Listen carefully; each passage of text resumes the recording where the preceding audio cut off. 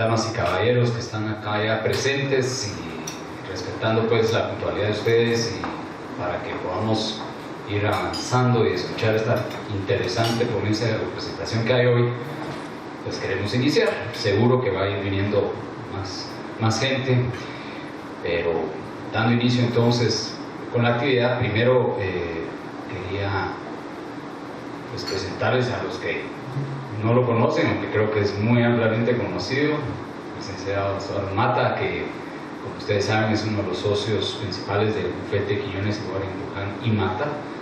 Él realmente dicen que no le gusta que le digan experto, pero yo lo considero un verdadero experto en derecho procesal, experto en derecho arbitral, me consta, y efectivamente pues es por ello que es profesor muy reconocido en la Universidad Francisco Marroquín en materias relacionadas, ¿verdad?, como el derecho procesal, la teoría general del proceso, la jurisprudencia analítica. Entiendo, una de las experiencias que por lo menos yo he podido constatar es que Estuardo es uno de los mejores conocedores en materia de jurisprudencia, y si uno quisiera saber justamente qué antecedentes o precedentes hay en un país que está tan necesitado de conocer precedentes judiciales, es precisamente Estuardo una de las personas que uno debe abocarse. Tiene una gran avidez y capacidad de investigación, siento yo, en esos temas. La verdad es que hay tantas cosas que decir del licenciado Mata, pero ustedes saben que él igual, ¿verdad?, tiene especializaciones tanto en Guatemala como en el extranjero, en la famosa Universidad de Salamanca, cosa que para mí es una novedad, no sabía yo, ahora que estaba preparándome para lo poco que uno puede decir de alguien tan importante, agradeciéndole mucho que haya preparado una presentación tan importante para nosotros como esta, ¿verdad?, de opiniones disidentes. Es un tema que no se discute mucho, es un tema que no sé si incluso lo vemos muy seguido, pero es un tema verdaderamente importante. A nivel de, por ejemplo, ICC también se discute la prudencia o hasta qué grado las opiniones disidentes pueden ser productivas o no, o como dice y sugiere la presentación de hoy, defendibles o condenables. Incluso ese tema de condenables es muy interesante, así que ya oiremos el enfoque que tiene el licenciado Mata en este tema. Y como ustedes saben, y la licenciada ya me pedía que recordemos que esta es una conferencia mensual que se hace con un fin muy particular de ir estudiando temas a fondo, puntuales de la materia arbitral. Hemos pretendido con estos desayunos que la gente que participe y que venga pueda llevarse contribuciones puntuales sobre temas novedosos, temas que generalmente no se discuten mucho, y mucho menos en la academia en general en nuestro país. Me refiero a los pocos cursos que hay a nivel de licenciatura, que se ve incluso todos los métodos alternativos en un curso, sin mucho 4 o 5 meses, y no digamos incluso en las maestrías, ¿verdad? En maestrías a veces hay 1 o 2 temas que tienen que ver con el tema de metodología de resolución de conflictos, pero tampoco llegamos a ver jamás un tema como este. Entonces lo que buscamos y lo que queremos con ellos es incentivarlos a los que están presentes y a los que han venido, que les puedan también mantener, ¿verdad?, esa invitación atenta a que vengan para poder ir todos especializándonos y conociendo y ampliando así que valga la redundancia, ¿verdad?, nuestro conocimiento en materia arbitral, porque vaya si no es una gran área de oportunidad de ejercicio profesional, un área que promete mucho, pero que también tiene riesgos en este país si no lo afrontamos con mucho más profesionalismo y ética, y precisamente estas charlas creo que coadyuvan a que tengamos esa visión. Así que ya sin más, yo les pido disculpas, y ya se lo dije a nuestro querido expositor el día de hoy, y ahora a las 9 menos cuarto, 9 menos 20 me tengo que retirar, porque estar en otra actividad a las 9, así que yo no podré darle el agradecimiento, pero aquí hay también otros directores de la Cámara y su queridísima esposa que le darán el agradecimiento. Así que bienvenido, y un aplauso de entrada para el licenciado. Gracias.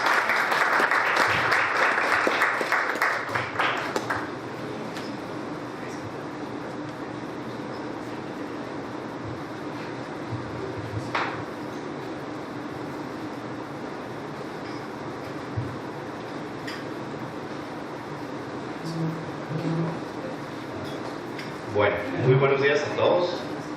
Agradezco al licenciado Castellanos por sus bondadosas palabras. Para mí es un gusto poder compartir con ustedes en esta mañana un poco lluviosa, pero bueno, aquí estamos y les agradezco realmente por haberse tomado la molestia de venir. Definitivamente este tema, al igual que muchos de los que se discuten en los desayunos mensuales de CRECI, son pues temas controversiales. Este tema en lo particular, como ya mencionaba el licenciado Castellanos, es un tema que no solo se discute poco en el medio, sino adicionalmente hay poca regulación al respecto. Y como vamos a ver más adelante, inclusive a nivel de reglamentos de centros de arbitraje, el tema no está del todo claro. Y es muy importante porque hay grandes árbitros como Jan Paulson y Albert van der Berg, son grandes árbitros reconocidos en el medio internacional, que ellos definitivamente han realizado varios escritos y varias ponencias respecto de la condena, y si son categóricos en ese sentido, la condena a veces de las opiniones, en ciertas ocasiones de las opiniones disidentes, y cómo pueden impactar la fuerza de un laudo arbitral. Pero mientras ustedes desayunan, y espero que no les arruine su desayuno, la historia que les voy a contar, voy a permitirme compartir con ustedes un pasaje de la mitología griega, específicamente de las guerras de Troya, para que ustedes puedan evidenciar cómo desde esas épocas las opiniones disidentes han sido de alguna forma controversiales. Y me voy a referir, y les voy a presentar aquí, a Filoctetes. Él fue un gran guerrero en las guerras de Troya, poseedor del arco de Heracles, que es lo que pueden ver en la parte de atrás de la foto. Y pues mientras se dirigían a Troya, lamentablemente él fue mordido por una culebra en el pie, que es precisamente lo que vemos en el vendaje que tiene en el pie.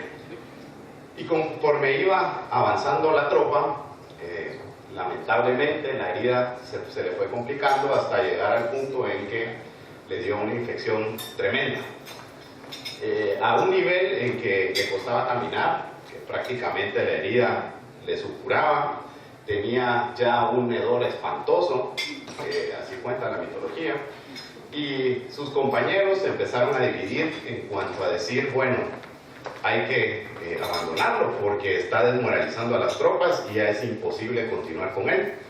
Pero mientras tanto también en las tropas había otro sector que decía que no podían abandonar a un guerrero tan honorable como Filoctetes y que más bien debían continuar con él en el camino.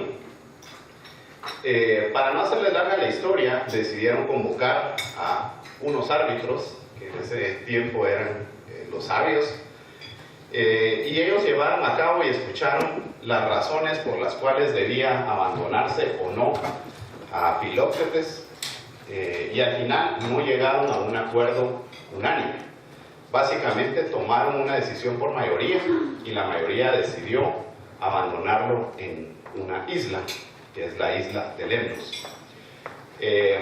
Obviamente la mayoría percibió que iba a ser complicado ejecutar su decisión y por lo tanto le instruyeron a Ulises que mediante engaños abandonaran a Filoctetes en esta isla.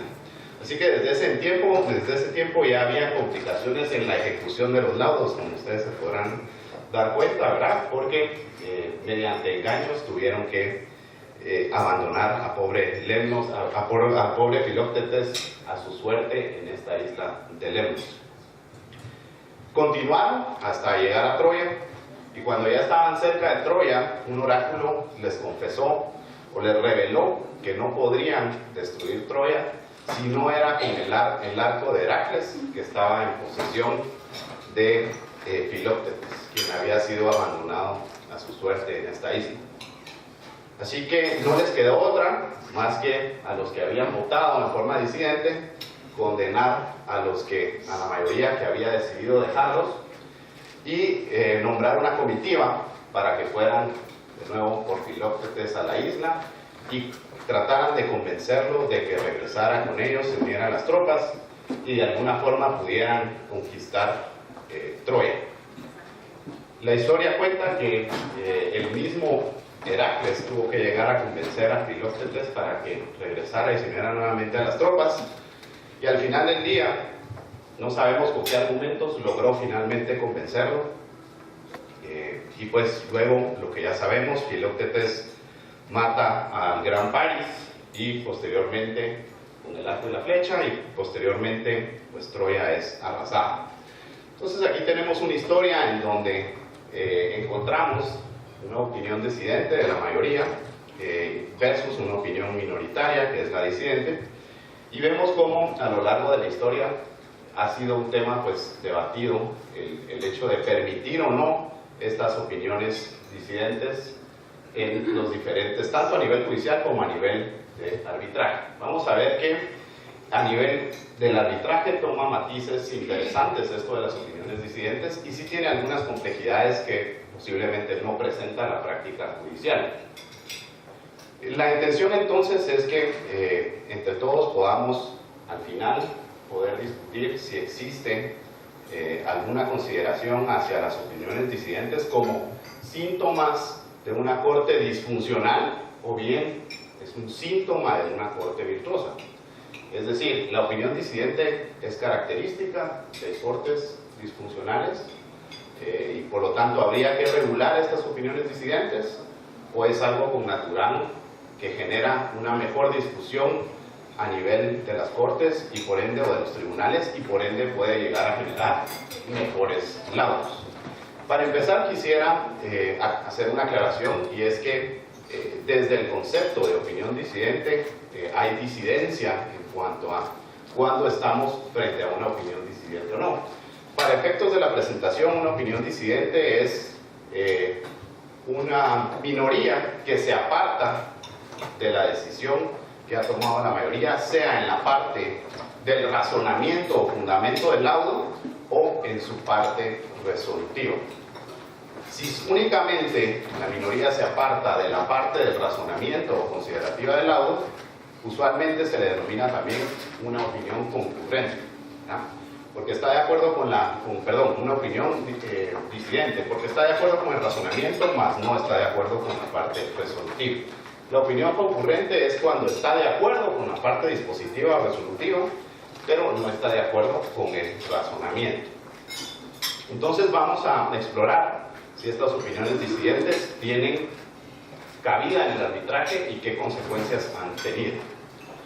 Lo primero que debemos preguntarnos es qué motivos puede tener o pueden llevar a un árbitro, en este caso concreto, a emitir un voto disidente.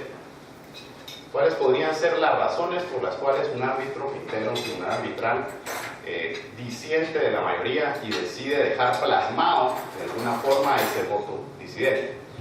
Y la verdad es que hay varias razones.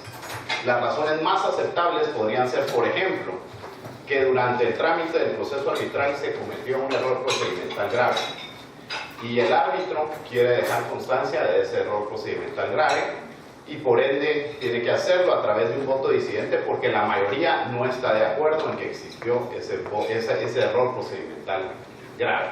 Otra razón podría ser, por ejemplo, que se realizó en el laudo una aplicación indebida de una norma sustantiva, o se omitió considerar alguna norma sustantiva, de tal suerte que uno de los árbitros no está de acuerdo con la conclusión a la que arribó la mayoría, y por ende decide dejar plasmado esa opinión en un voto disidente.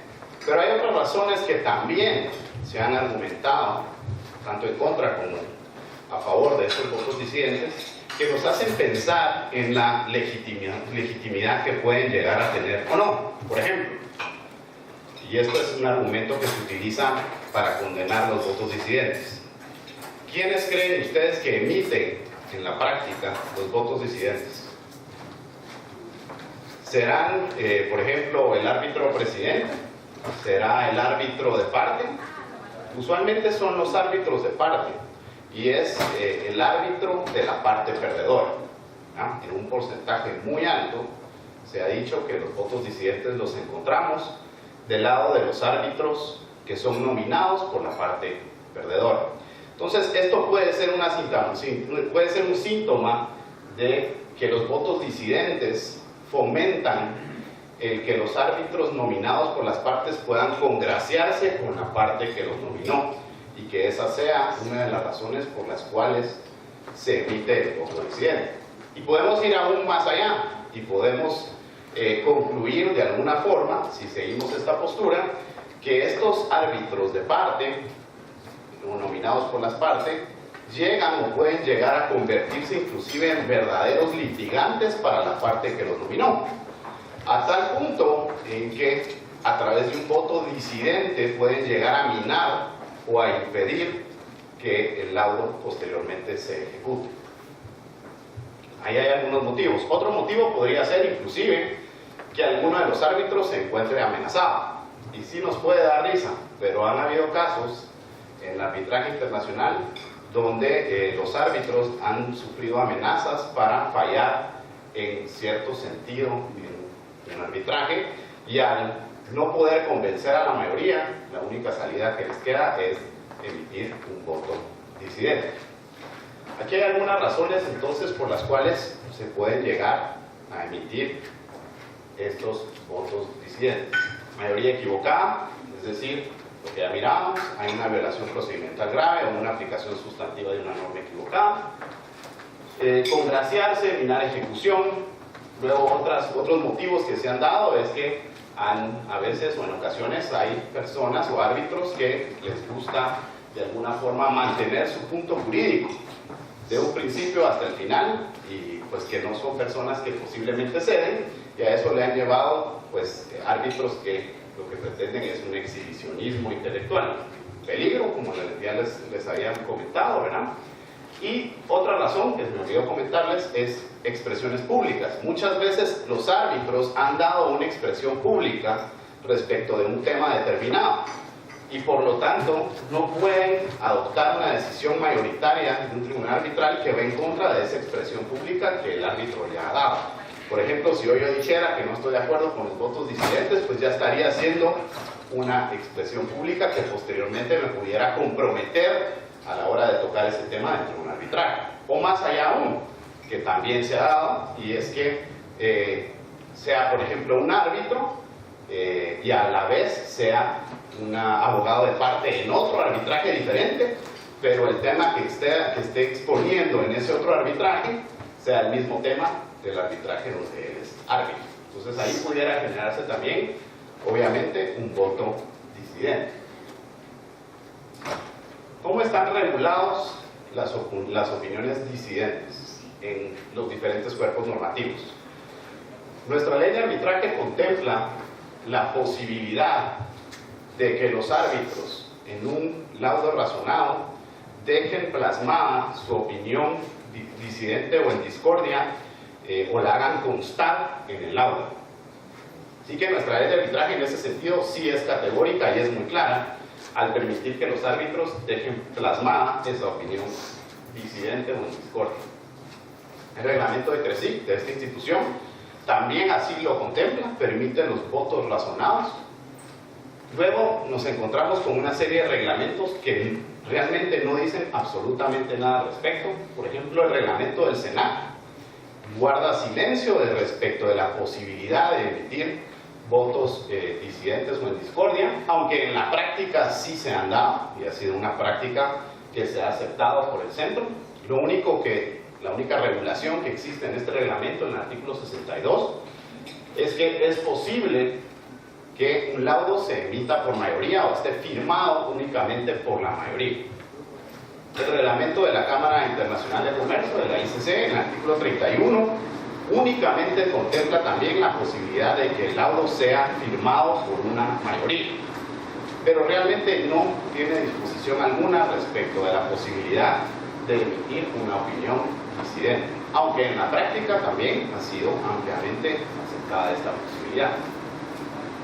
El reglamento de la AAA, exactamente igual, no contempla ninguna disposición respecto de las opiniones disidentes, únicamente se refiere a la posibilidad de que la mayoría pueda firmar el laudo.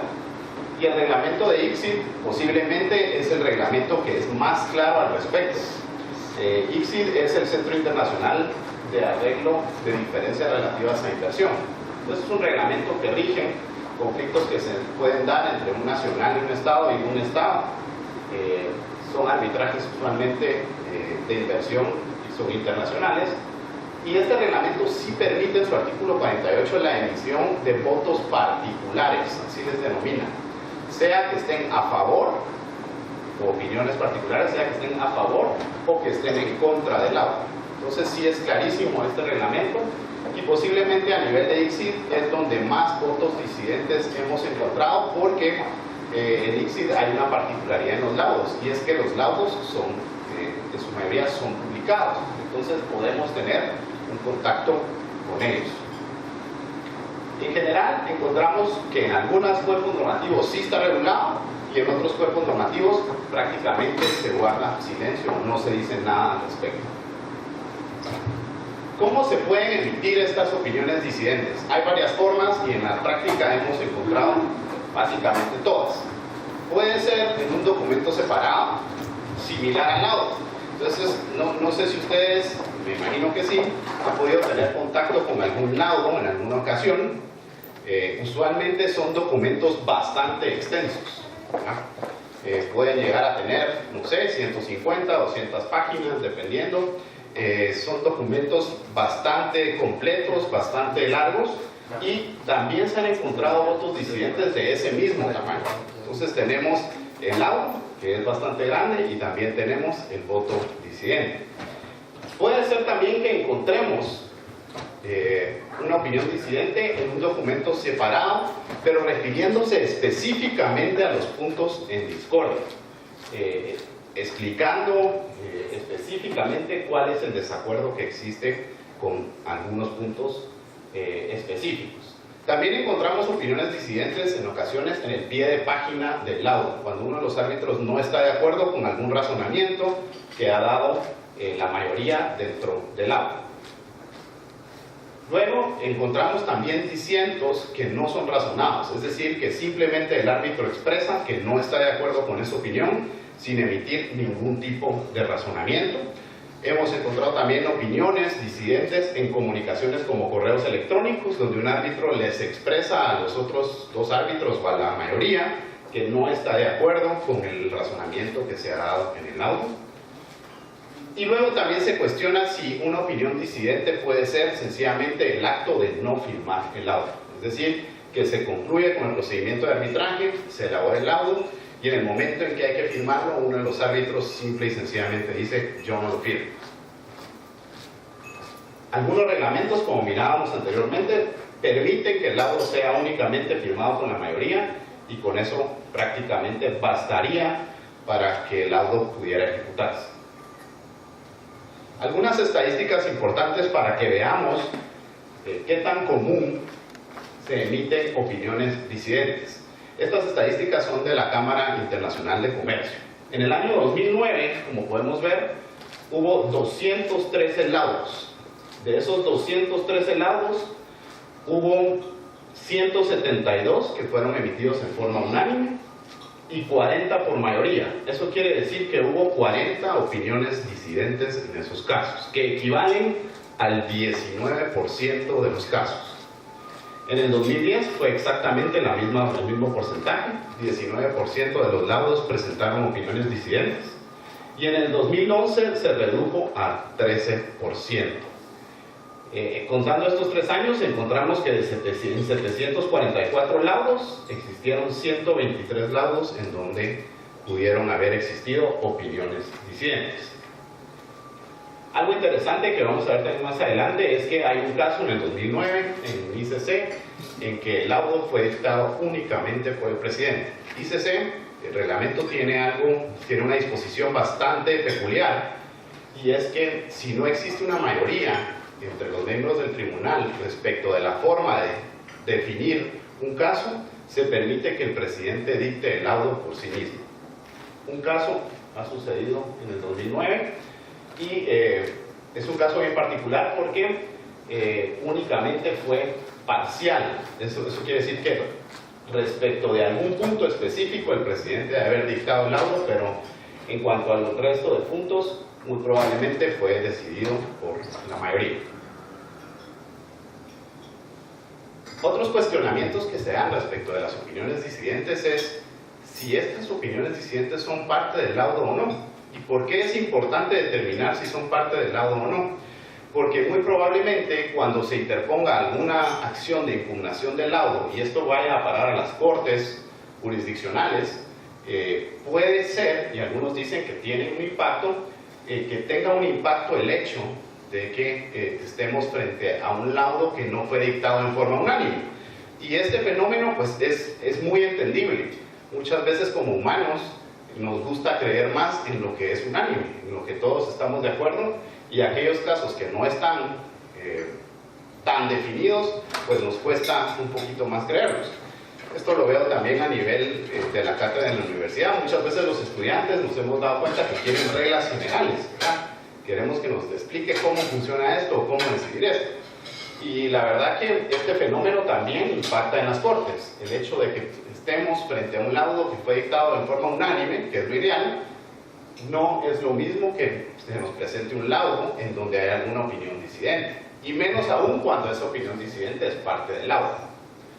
En nuestro medio, en nuestra ley de arbitraje, pareciera ser que la opinión disidente es parte del laudo, porque el artículo 42 de la ley de arbitraje claramente establece que el árbitro que no está de acuerdo con la mayoría puede hacer constar su opinión disidente. ¿Dónde va a hacer constar esa opinión disidente? Pareciera ser que en el laudo, ¿verdad? O en alguna hoja adherida. En los reglamentos que guardan silencio respecto a este punto es más cuestionable. Por ejemplo, en el reglamento de SENAC no se dice nada respecto a la opinión disidente. Ahí podría pensarse o discutirse si es realmente parte del laudo o no es parte. En cuanto a la ICC, categóricamente la Secretaría ha declarado que las opiniones disidentes no son parte de los laudos y que por ende no hay una obligación de la Corte de notificarlas, aunque en la práctica se procura notificar la mayoría de estas opiniones disidentes. ¿Cuándo no se notifican? No se notifican cuando puede poner en riesgo la ejecución del laudo. Ya vamos a ver cuáles son los tipos de opiniones disidentes. Hay algunas opiniones disidentes que pueden poner en riesgo la ejecución misma del laudo. En esos casos la Secretaría de ICC lo que hace es tratar de convencer al árbitro disidente de que ajuste su opinión disidente de tal forma en que no sea peligroso para el laudo o afecte la ejecución del laudo en futuras ocasiones. ¿Debe notificarse o no? La práctica más común es que se notifiquen estas opiniones disidentes. La única corte que no los notifica en algunas ocasiones, como les mencionaba, es la ICC, pero ha sido en casos, pues, en un número muy pequeño de casos. ¿Cómo podríamos clasificar las opiniones disidentes?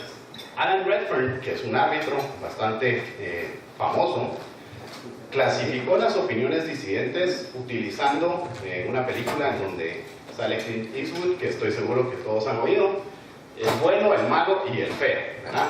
Entonces hay opiniones disidentes que son buenas a su criterio, otras que son malas y otras que son de una vez feas o espantosas o no debieran de existir. ¿Cuáles son las buenas? Las opiniones disidentes buenas son aquellas opiniones que son concretas, que son muy respetuosas, que van al grano, que no atacan a los árbitros directamente y que tampoco ponen en peligro la ejecución del laudo. Son opiniones que son específicas de algún punto concreto del laudo y que no dañan tampoco la secretividad de las deliberaciones. Es básicamente un principio aceptado a nivel mundial que las deliberaciones de los tribunales arbitrales son secretas y no deben ser reveladas. A pesar de que se discute si el laudo en sí es secreto, ¿verdad? Si es casi unánime que las deliberaciones no deben de ser reveladas por ningún motivo. Y eso tiene sentido, porque mientras el tribunal está deliberando, está intercambiando opiniones que no son definitivas y que si se revelan posteriormente al público o se revelan a una corte que va a revisar el laudo, puede de alguna forma impactar en su criterio. Y ya vamos a ver cómo hay opiniones disidentes que pueden ocasionar o han provocado, de hecho, en la práctica, que el laudo no sea ejecutable posteriormente. Así que las opiniones disidentes buenas son las que son concretas, concisas, sobre puntos muy específicos y muy puntuales del laudo. ¿Cuáles son las opiniones disidentes malas? Son aquellas que atacan la selección o el criterio intelectual de la mayoría de los árbitros.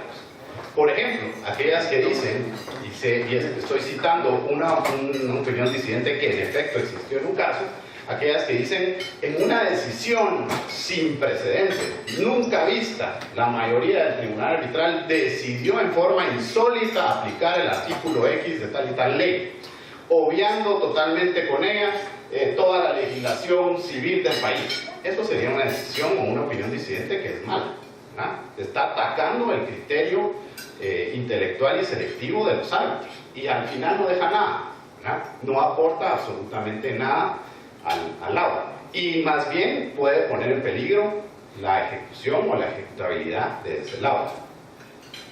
¿Cuáles son las opiniones disidentes feas? Aquí hay un ejemplo. Esta es una opinión disidente que se dio en un caso de una empresa que se llama CME. Tenía inversiones en la República de Checoslovaquia. Posteriormente, por una decisión del gobierno, se decidió ya no permitir más esta inversión y se llevó el caso a un arbitraje que tenía sede en Suecia, en Estocolmo.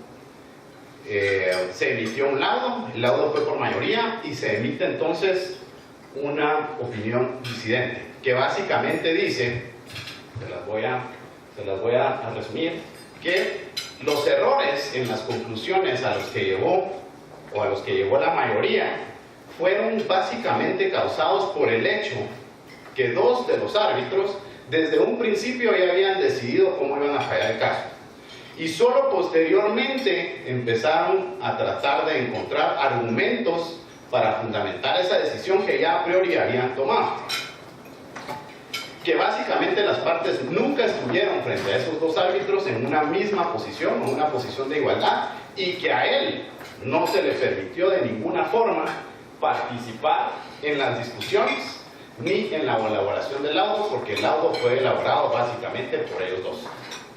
Entonces, esta es una opinión disidente fea que ataca directamente a los árbitros, ni siquiera a la decisión, sino directamente a los árbitros, que pone en evidencia algunas cuestiones relacionadas con ese procedimiento de deliberación que debe ser secreto, ¿verdad? Y que al final, pues hasta parece berrinchudo, ¿verdad? Diciendo que no le permitieron a él, que quería participar en las discusiones y no se lo permitieron. Este caso llegó en revisión a las Cortes de Suecia y realmente fue un caso bastante complejo a ese nivel porque el tribunal que estaba efectuando la revisión del laudo decidió citar inclusive a los árbitros a que declararan cómo habían sido la forma en que ellos habían deliberado, la forma en que se habían dado las discusiones y la forma en que se había hecho el borrador del laudo y si realmente se le había permitido a este tercer árbitro deliberar o no. Al final el laudo fue confirmado, pero sí generó algún tipo de molestia y algún tipo también de revelación del proceso de deliberación que tuvo el tribunal arbitral.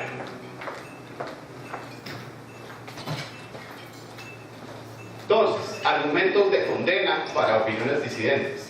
Hay varios. Hay que evaluar obviamente en su medida cada una de ellas. Secretividad. Es realmente casi aceptado, como les decía anteriormente, que las deliberaciones o el proceso de deliberación de los tribunales arbitrales debe ser secreto y debe ser mantenido como tal. Los que están en contra o que condenan las opiniones disidentes, básicamente lo que dicen es que la opinión disidente abre la puerta para vulnerar esta secretividad de las deliberaciones, porque el árbitro minoritario que no está de acuerdo, obviamente, con la mayoría, puede verse tentado, como en la opinión disidente que vimos anteriormente, a revelar la forma en que se deliberó y se llegó a una conclusión. Y esto puede inclusive poner en riesgo la ejecución del laudo, porque el juez que está revisando el laudo, o la corte que revisa el laudo, puede verse afectada por este proceso de deliberación de los árbitros. ¿Cómo? Mientras los árbitros están deliberando, pueden ir de un extremo al otro. Pueden ir de decir, aceptamos la pretensión, a decir, la pretensión es improcedente. Si se revela ese tipo de deliberaciones, puede crear incertidumbre. Y eso obviamente puede afectar un laudo sólido o puede afectar la ejecución posterior del laudo. Así que quienes condenan las opiniones disidentes dicen que habría que cerrar la puerta para que no se llegue a revelar la secretividad de esas deliberaciones. Luego también se ha expresado que las opiniones disidentes afectan tremendamente la legitimación en sí del proceso arbitral. ¿Por qué? Porque, como ya les decía anteriormente, las opiniones disidentes son emitidas, y esto es un hecho, son emitidas por los árbitros nominados por la parte perdedora. Entonces, pareciera ser que esto deslegitima el procedimiento de arbitraje porque, como todos saben, muchas veces cuando las partes nominan a su árbitro, lo hacen porque tiene algún tipo de identidad con ese árbitro. O sea, en el momento en que una parte nomina al árbitro, no puede verse totalmente despojado de esa identidad o afinidad con el criterio que puede llegar a tener ese árbitro. Entonces, muchas veces los árbitros le dan una prevalencia a esa escogencia que les han dado versus esa obligación de independencia e imparcialidad que está impuesto en todos los reglamentos. O sea, los árbitros prácticamente en todos los reglamentos tienen una obligación de independencia e imparcialidad, no le deben absolutamente a la parte impugnada, a la parte que los nominó, ni están obligados tampoco a velar por los intereses de esa parte. Es más, en instituciones como CRECIC, los árbitros tienen que firmar una declaratoria de independencia e imparcialidad. Lo firman por escrito, es algo muy formal, en donde se establece y se le da preeminencia a esa obligación que tienen los árbitros. La opinión disidente, en teoría de algunos, precisamente mina esa obligación de independencia o imparcialidad. ¿Por qué? Porque como árbitro yo podría decir, bueno, me nominó esta parte, de alguna forma tengo que defender sus intereses. Si no logro convencer a la mayoría, voy a votar en forma disidente, porque si no lo hago, no me van a volver a nombrar o a designar como árbitro.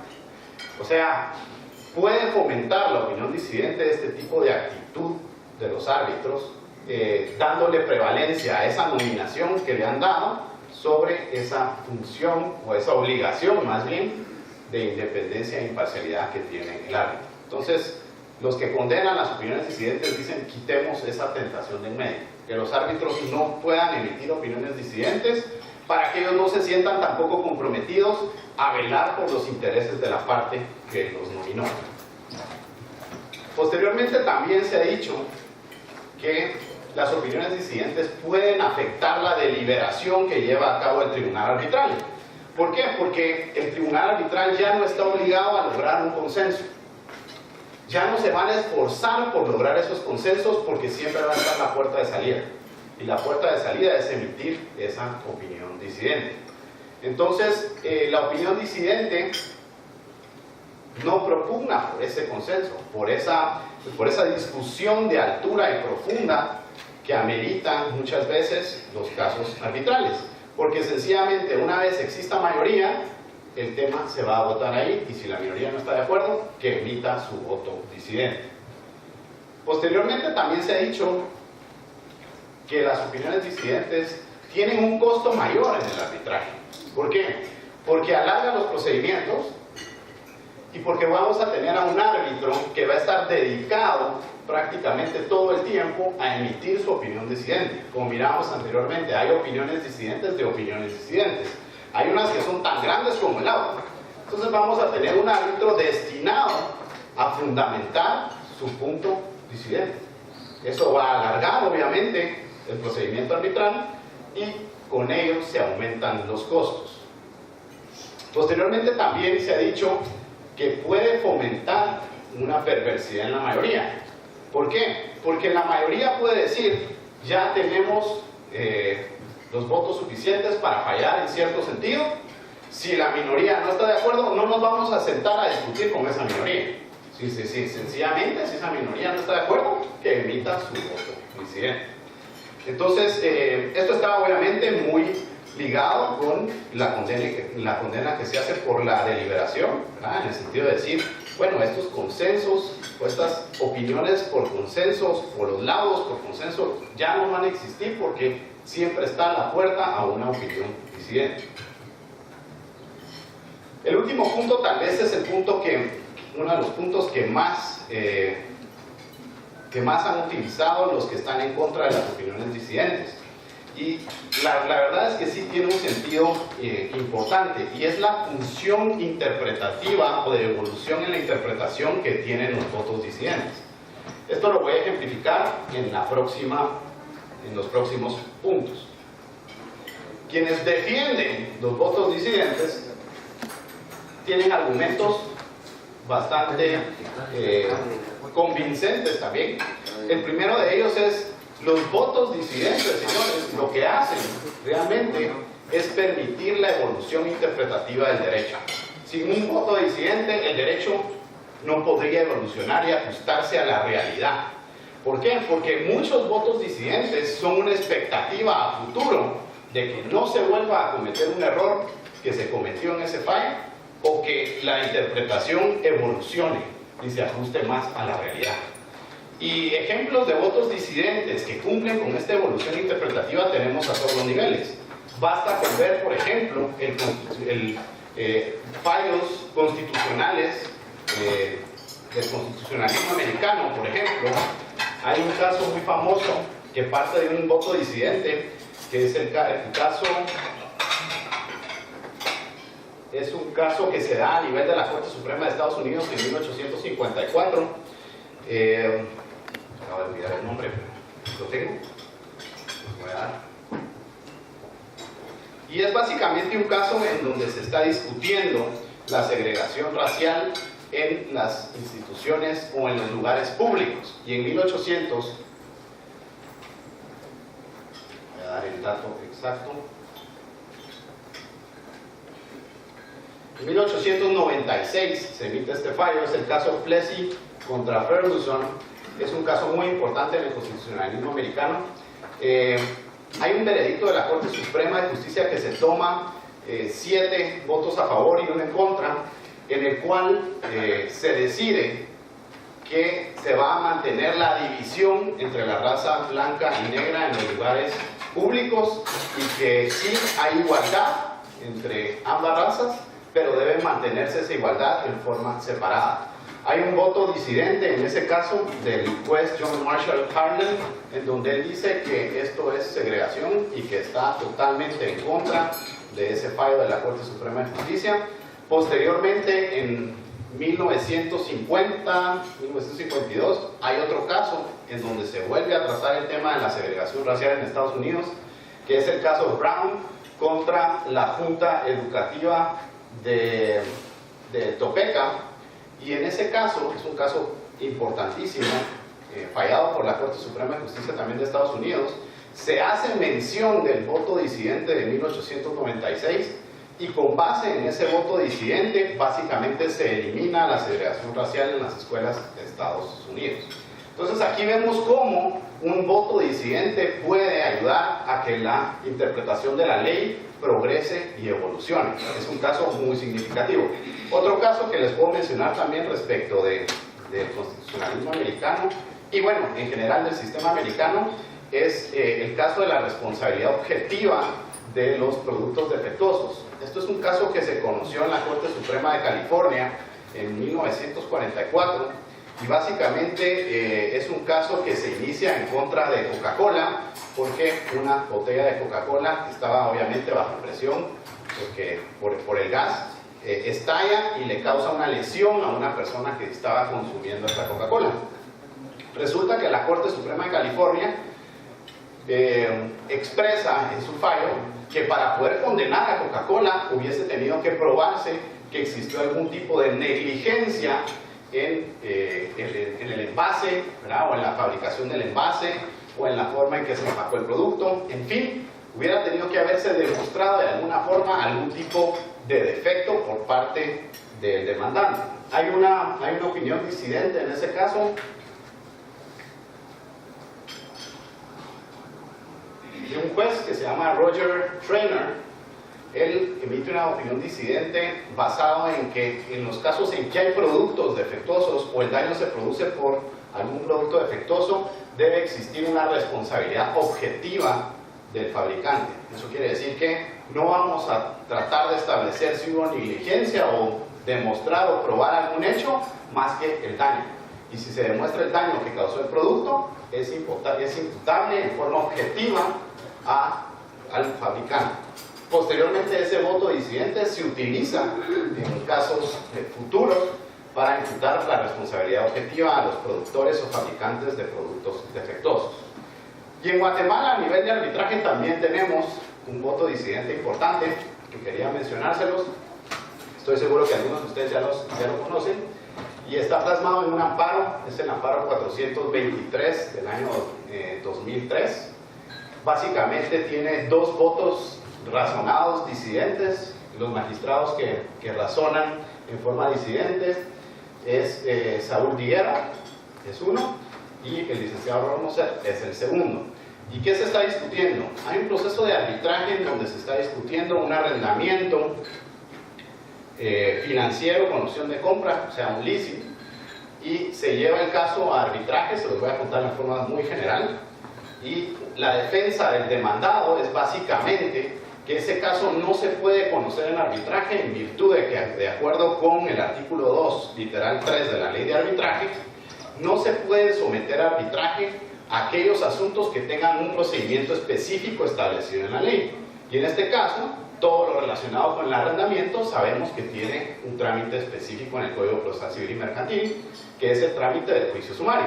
Entonces, lo que argumentaba la parte del demandada era que no se podía conocer de este caso en arbitraje porque había una vía específica. En efecto, la Corte de Constitucionalidad, en este amparo 432 en 2003, le da la razón a la parte demandada y básicamente lo que dice es que el caso no puede conocerse a nivel de un tribunal arbitral en virtud de esta limitación que está en la ley de arbitraje, pero hay dos votos disidentes razonados de los magistrados que ya les mencioné, en donde ellos analizan la naturaleza jurídica del leasing y básicamente concluyen que se trata de un contrato mercantil muy diferente al arrendamiento civil, que debe regularse por el artículo 1039 del Código de Comercio. El artículo 1039 del Código de Comercio claramente permite que los asuntos se ventilen en arbitraje. Y por lo tanto, a criterio de ellos, obviamente eso es un voto disidente bastante extenso y bastante completo, a criterio de ellos, la opinión vertida por los magistrados de la Corte de Constitucionalidad, por la mayoría, es una opinión equivocada en virtud de que no considera la naturaleza jurídica del leasing. Este voto disidente ha generado a futuro también que en otros casos se pueda llegar a conocer en arbitraje cuestiones relacionadas con el leasing. Así que básicamente quienes están a la defensa de las opiniones disidentes dicen que sin estos votos disidentes prácticamente la evolución interpretativa del derecho no se haría y no se podría ajustar a la realidad. Ahora, hay un pequeño problema con ese criterio, y es que todos sabemos que en el caso del arbitraje los laudos no se publican por lo general y tampoco los votos disidentes. Eso quiere decir que al público no llegan esas opiniones. Entonces, ¿cómo vamos a utilizar esos votos disidentes para evolucionar la interpretación del derecho o para ajustarlo a otra realidad? Hay excepciones, obviamente. En el caso del arbitraje de inversión, como les mencionaba, sí se publican, y también hay ciertas recopilaciones que se hacen, pues posiblemente no de todo el caso, pero sí de la ratio decidente y de los casos, que también nos pueden llevar a conocer algunos votos disidentes. Luego, otro argumento en defensa de las opiniones disidentes es que produce mejores laudos. ¿Cómo así produce mejores laudos? Pues sí, produce mejores laudos porque la mayoría va a saber, y esto es un argumento contrario al que había mencionado en los argumentos de condena, la mayoría va a saber que si no elaboran un laudo que esté lo suficientemente fundamentado, la opinión disidente puede contrarrestar los efectos del laudo. ¿Y a qué mayoría le va a gustar que una opinión disidente pueda derrotar el argumento de la mayoría? Entonces, ¿qué es lo que genera la posibilidad de que exista una opinión disidente? Discusión. Va a generar discusión porque yo quiero que, si yo soy de la mayoría, mi lado esté mejor fundamentado que un posible voto disidente. Por si lo anterior fuera poco, en muchos de los reglamentos, las opiniones disidentes como se manejan es que se entrega la opinión disidente a los árbitros mayoritarios antes de que se emite el laudo. Y eso permite a la mayoría poder corregir o poder encauzar el laudo en una forma más fundamentada, de tal forma que pueda contemplar los argumentos de la opinión disidente. Y esto, en conclusión, al final del día, lo único que produce es un mejor laudo. Es un laudo más fundamentado que contemple también y considera también los problemas difíciles del caso.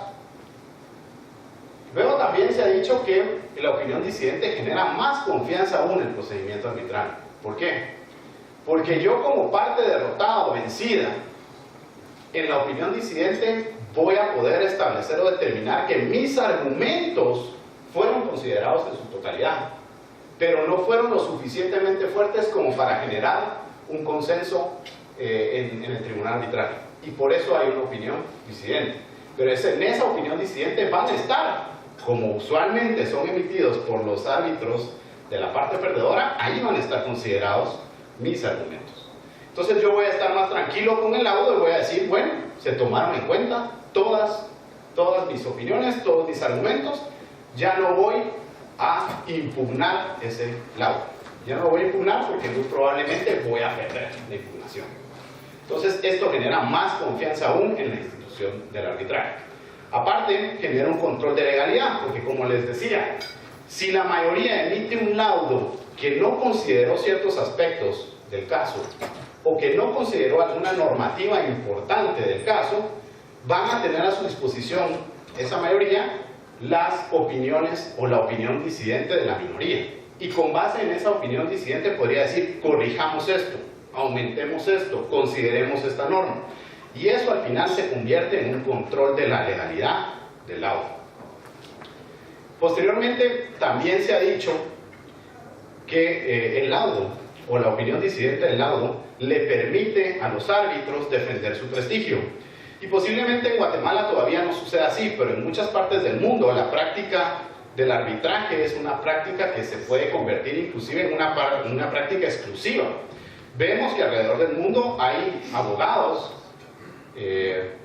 o profesionales que se dedican 100% a ser árbitros y viven precisamente de ese prestigio que van ganando a lo largo de los casos complicados. Y supongamos que no tengan la posibilidad de emitir una opinión disidente. Básicamente los vamos a hacer responsables de un laudo dictado por una mayoría, que posiblemente sea una mayoría que no ha analizado a profundidad el caso o que esté emitiendo un laudo que sea en contra de la ley. Ese árbitro prestigioso no va a tener una puerta de salida para decir yo no estoy de acuerdo con esto. Entonces se ha dicho que la opinión disidente tiene que estar ahí también en defensa de ese prestigio y también para generar responsabilidad en la mayoría, porque la mayoría va a saber explícitamente que ellos son los únicos responsables por el contenido del laudo mayoritario, porque la minoría puede emitir en cualquier momento su voto disidente y desligarse de ese tipo de responsabilidad. Así que estos son algunos argumentos que se han dado para la defensa y la condena de las opiniones disidentes en el arbitraje. Les voy a presentar también unas estadísticas de ICC para que ustedes vean la forma en que se emiten estas opiniones disidentes. En el 2009, como mirábamos, hay 41 opiniones disidentes emitidas dentro de arbitrajes bajo la normativa ICC. 25 de ellas se emitieron en un documento separado. Eso quiere decir que está el laudo y luego está el documento o la opinión disidente en un documento separado. Luego 7 de ellas, que es el 17%, se expresaron dentro del texto del laudo. Es decir, en cada punto se iba especificando, respecto de este punto, el árbitro tal y tal disiente del criterio de la mayoría en virtud de las razones siguientes, y ahí se va plasmando por qué razón no está de acuerdo. En uno, o sea, el 2%, está dentro del texto del laudo la opinión disidente, pero no se identifica al árbitro. Esto a mí me parece interesante y algunos doctrinarios también lo han considerado y es una posibilidad. O sea, permitamos las opiniones disidentes, pero no identifiquemos qué árbitro emitió la opinión disidente. ¿Para qué? Para no comprometer de esa forma a los árbitros nominados por partes a tener que emitir una opinión disidente porque su parte que los nominó perdió. En general, vemos que del 2009 al 2011 tenemos 123 laudos, 74 de ellas emitidas en un documento separado, que es la mayoría, es el 60%, 20 dentro del laudo identificando al árbitro, 8 no identificando al árbitro, y 21 en total que no expresaron las razones, o sea que sencillamente o no firmó el laudo o sencillamente dijo que disentía de la opinión de la mayoría, pero no fundamentó esa opinión disidente. ¿Cuáles son entonces los comentarios finales o qué conclusiones podemos sacar en cuanto a si son condenables o no defendibles estas opiniones disidentes? Lo cierto es que hay argumentos sólidos a favor de ellas y fundamentos también no tan sólidos, ¿verdad? Y lo mismo sucede con la parte de la condena. Lo cierto es que las opiniones disidentes sí tienen una función específica, tienen un papel o han tenido un papel evolutivo a lo largo de la historia en la interpretación del derecho. En el caso de las opiniones disidentes en los arbitrajes también no es nada sorpresivo que de alguna forma cuando el laudo se lleva a un recurso de revisión en tribunales, pues a los jueces se les hace más fácil revocar un laudo que no está dictado por unanimidad. Eso también es una realidad. También es una realidad que muchos de los árbitros nominados por partes, cuando su parte pierde, se ven tentados a emitir una opinión disidente para congraciarse con la parte que los nominó. Pero en ese argumento, que es un argumento fuerte, ¿verdad? Y que se prueba por la práctica porque hay un porcentaje muy elevado, o la mayoría de opiniones disidentes se emiten por estos árbitros que son nominados por la parte que pierde, ¿ese será un problema de la opinión disidente en sí? ¿O será un problema de que los árbitros no han entendido la función o la obligación de independencia y de imparcialidad que tienen? O sea, ¿es la opinión disidente la que genera eso? ¿O realmente lo que tenemos que hacer es reglamentar en códigos de ética, en reglamentos, de una forma más estricta esa obligación de independencia o imparcialidad que tiene el árbitro? Es importante considerar estos aspectos. Como les digo, a nivel de la práctica internacional hay árbitros muy reconocidos que están en contra de las opiniones disidentes, pero también hay otros árbitros que propugnan por la existencia de estas opiniones disidentes porque generan laudos más sólidos, generan discusiones más amplias y permiten al final del día darle un buen producto a los usuarios del arbitraje. Así que con esto finalizo mi presentación. Si tuvieran algún comentario, me gustaría que lo compartieran. Como les digo, no hay una conclusión a este tema, pero sí definitivamente es algo que se está discutiendo en el mundo y es importante ir encauzándolo de alguna forma. Mi criterio personal, si yo tuviera que decidir hoy, es que la opinión disidente debe permitirse. Es una práctica inclusive a nivel internacional, que en los arbitrajes internacionales las opiniones disidentes se permiten prácticamente en todos los foros, y habría que analizar inclusive si no es una costumbre internacional. Y si fuera una costumbre internacional, entonces sería más complicado poder vedar esa posibilidad. Pero concretamente creo que hay que permitirlos en dos casos. Uno, cuando hay un error procedimental grave dentro del procedimiento. No podríamos vedarle la posibilidad a un árbitro que lo evidencie a través de una opinión disidente. Y dos, cuando hay una aplicación equivocada de una norma sustantiva o cuando no se atiende al espíritu o al texto de una norma sustantiva que puede ser definitiva para el caso.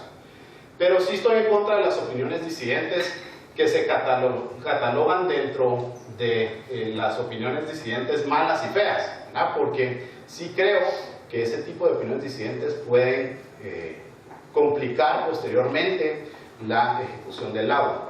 Como sabemos, uno de los requisitos indispensables que se debe buscar en todo arbitraje por el tribunal arbitral es que se emita un laudo que sea ejecutable. De eso va a depender el éxito o no de la institución del arbitraje. Si se emiten laudos que no son ejecutables, la institución va a decaer. Entonces, partiendo de eso, si tenemos de alguna forma opiniones disidentes que complican esa ejecución del laudo, creo que habría que regularlas de alguna forma, de tal suerte que fueran opiniones disidentes muy concretas, muy específicas respecto de puntos muy puntuales, y solo en aquellos casos en donde de verdad haya que emitir una opinión disidente. No en todos los casos es justificable, porque yo puedo estar posiblemente en desacuerdo con el razonamiento que hizo el tribunal arbitral, pero estoy de acuerdo con la parte dispositiva. O posiblemente el punto en el donde yo estoy de acuerdo no es un punto medular para resolver el caso. Entonces, en esos casos hay que pensar en abstenerse de emitir esas opiniones disidentes que al final del día lo único que pueden hacer es perjudicar la ejecución del laudo. Así que con eso concluyo. Muchas gracias por la invitación y quedo a sus órdenes para cualquier pregunta.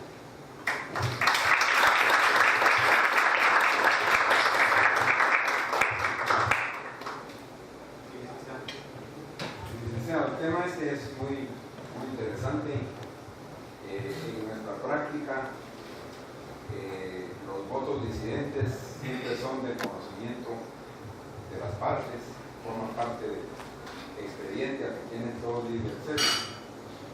Y por otro lado, pensar en regularlos puede tener sus bemoles, porque podría afectar la libertad del árbitro de expresar su opinión diferente.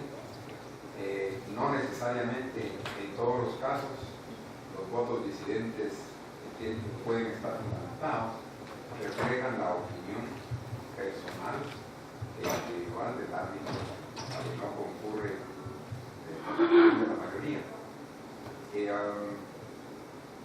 ¿Cuáles cree usted que pueden ser los parámetros en términos generales para medir que una opinión disidente no afecte la ejecutabilidad de la obra?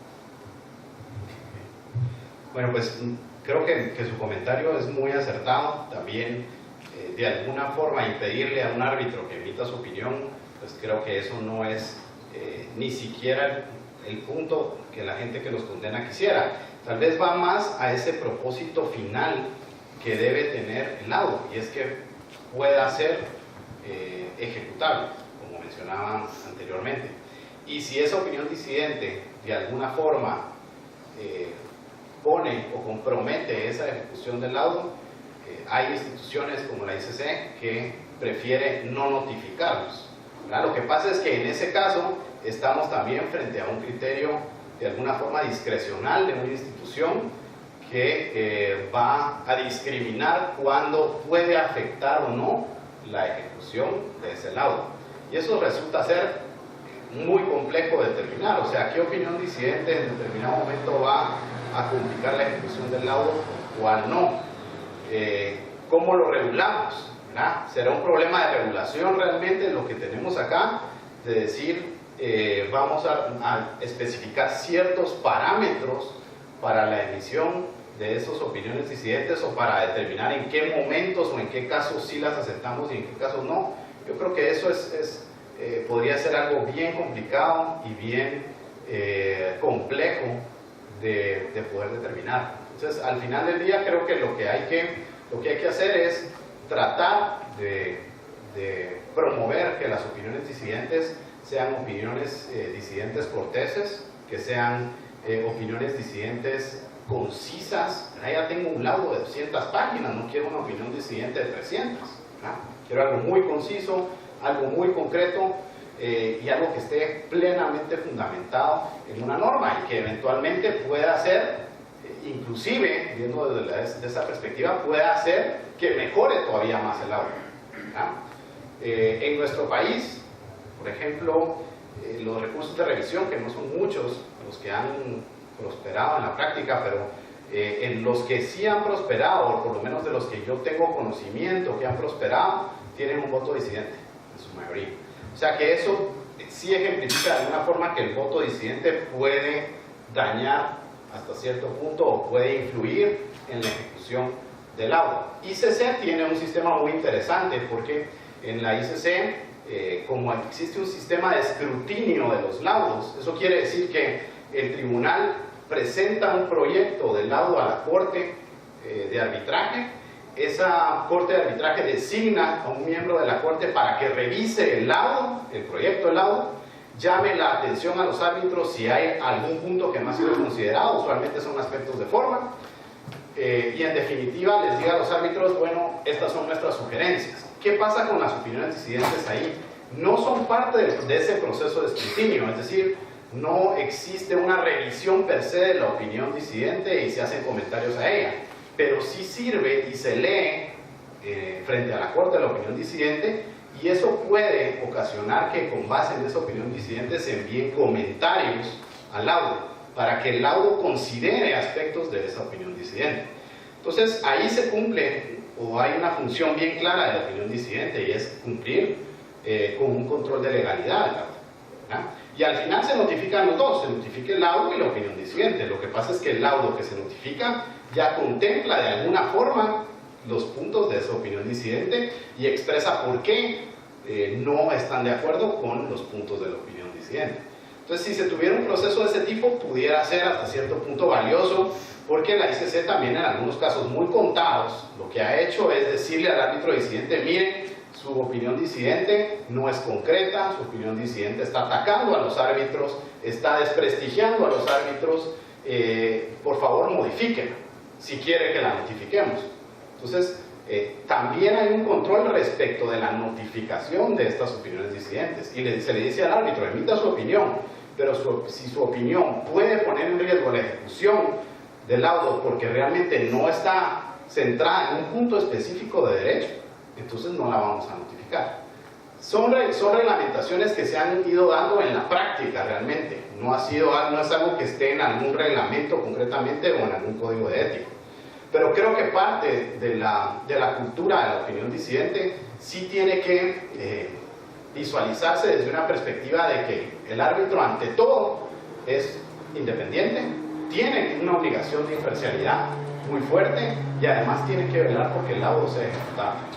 Si su opinión disidente no riñe con esos tres principios, creo que habría que permitirlo. ¿Alguna otra pregunta? ¿Sí?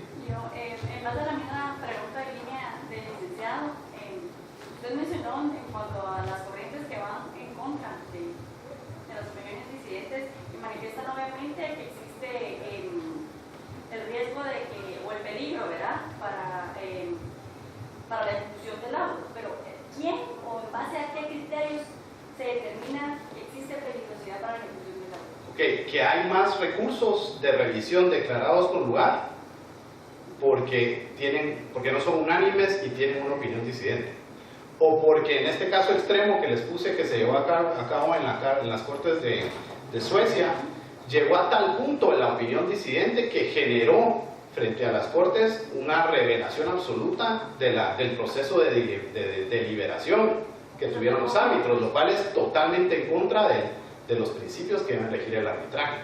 Entonces, lo que han tal vez agarrado son estadísticas de casos en donde se revocan los laudos, y usualmente en esos casos es porque hay un voto disidente que de alguna forma convence al juez de que hay otra salida, ¿verdad? Si el juez se encuentra frente a un laudo dictado en forma unánime, va a ser muy difícil que pueda revertirlo, ¿verdad? En los otros casos puede verse tentado a hacerlo.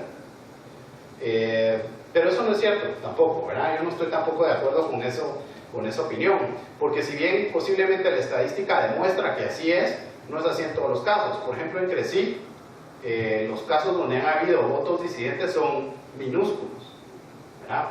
Y en esos casos donde han habido votos disidentes no ha habido recurso de revisión. Entonces, hay que evaluar también el punto de los que defienden en la opinión disidente. Dicen, no, mire, es totalmente lo contrario. Si usted tiene una opinión disidente, usted como perdedor va a saber que se tomaron en cuenta sus argumentos y que no obstante se tomaron en cuenta, no fueron convincentes para todos. Entonces me voy a arriesgar a irme a un recurso de revisión sabiendo que a pesar de que se analizó a profundidad mi argumento, no triunfó. Digo, mejor no, porque voy a perder, ¿verdad? Mientras que en otro caso, si yo no tengo una opinión disidente, yo me voy a quedar con la incertidumbre de, ¿será que el tribunal arbitral consideró mis argumentos? Ah, no, yo creo que no le pusieron coco a mis argumentos, me voy a un recurso de revisión.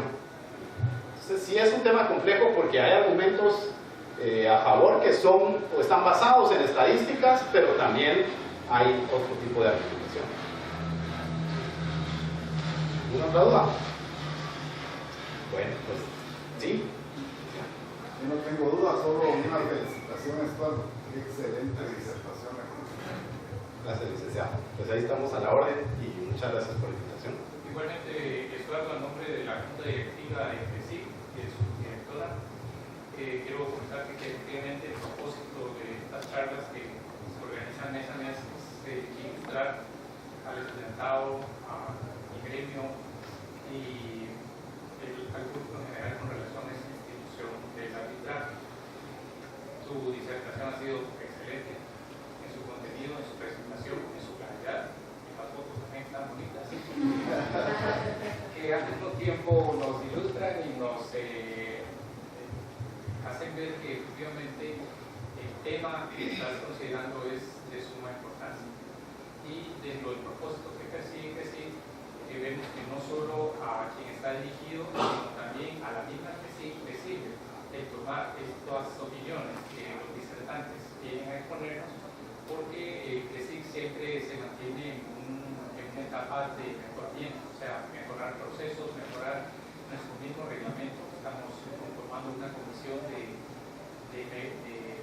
modificaciones al reglamento y, como bien lo mencionaste, efectivamente el tema del voto disidente sí se considera en un artículo nada más en el reglamento y no está de más considerar alguna regulación especial para este tema, no con la idea de coartar la emisión de un voto disidente, sino más bien de regularlo de tal forma que su inclusión o no dentro de un laudo sea para beneficio de la institución del arbitraje.